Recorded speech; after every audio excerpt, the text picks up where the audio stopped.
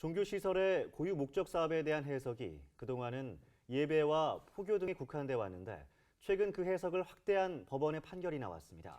지역사회를 위한 공익 목적의 사용도 교회에 합당한 목적 사업이라는 게 법원의 판단입니다. 천수영 기자입니다.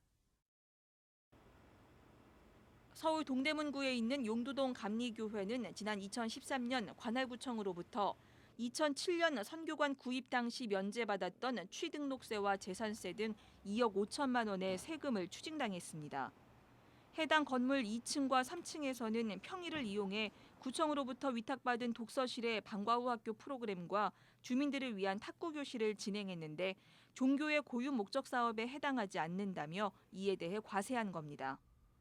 교회는 지난 7월 행정소송도 벌였지만 패소했습니다.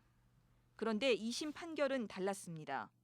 서울고등법원 제1행정부는 지난 8일 교회 측이 제기한 항소심에서 1심의 판결이 부당하다며 교회에 손을 들어줬습니다. 법원은 우선 해당 건물이 주일에는 청소년 예배 등 교인들의 모임에 사용됐다며 평일에 일부 다른 용도로 사용됐다고 해서 종교 목적을 벗어났다고 할 수 없다고 밝혔습니다. 특히 교회의 정관과 규약에 사회 교화와 봉사, 복지 사업을 목적 사업으로 규정하고 있다면서 건물의 일부를 방과 후 수업 등에 사용한 것이 지역사회 복지에 기여하는 공익적 봉사활동이라고 인정했습니다. 그러면서 이 같은 활동이 종교단체의 일반적 사회적 기능에 포함된다며 교회의 목적 사업에 부합하는 것으로 봐야 한다고 판시했습니다. 이번 판결은 그동안 예배와 전도, 교회 교육 등 제한적으로만 인정했던 교회의 목적 사업에 대한 해석을 사회 봉사 차원으로 확대했다는 측면에서 의미가 큽니다. 종교단체가 적극적으로 사회에 좀 기여하는 쪽도 종교단체 역할 중에서 좀 필요한 부분이라는 걸 좀 인식해 주신 것 같습니다. 교회라든지 기타 단체들이 공익적인 역할을 하지 않으면 사실은 이 비과세의 그 근거 자체가 좀 무너지거든요.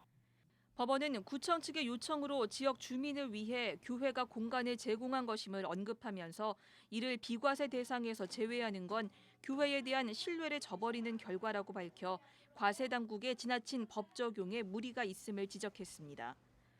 이번 판결은 교회 학사관 등 세금 폭탄으로 어려움을 겪는 다른 교회들에도 적용될 수 있을 것으로 보여 향후 교회에 대한 과세 논란에 긍정적인 영향을 미칠 것으로 전망됩니다.